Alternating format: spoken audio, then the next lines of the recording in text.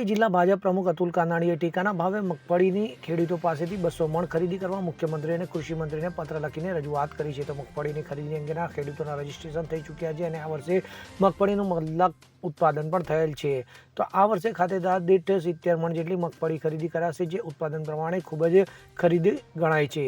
તો મગફળીની 70 મણની ખરીદી સામે ખેડૂતો પાસેથી 200 મણ જેટલી મગફળીની ખરીદી કરવા માટે અતુલ કાનાણી દ્વારા રજૂઆત કરવામાં આવી છે. તો મગફળીનું ઉત્પાદન વધુ હોવાના કારણે ખેડૂતોના મહામૂલા પાક મગફળીના જાહેર માર્કેટના વેચાણના યોગ્ય ભાવ મળશે નહીં. તો દરેક ખેડૂતો ખાતેદાર પાસેથી 200 મણ મગફળીની ખરીદ કરવામાં આવે તો ખેડૂતોને પોતાની મહેનતનું યોગ્ય વળતર મળશે હોવાનું તેમણે જણાવ્યું હતું. તો ખેડૂતો પાસેથી મગફળીની 200 મણ જેટલી ખરીદ કરવામાં આવે તે બાબતે કૃષિમંત્રી રાજેશજી પટેલ, અમરેલી જિલ્લા સાંસદ સુતરિયા, વિધાનસભા નાયક દંડક કૌશલ્યા વિકરે અને પત્ર લખીને રજૂઆત કરાઈ છે.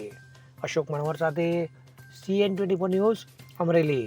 હવે જુઓ દેશ દુનિયાની તમામ ખબરો તમારી આંગળીના ટેરવે.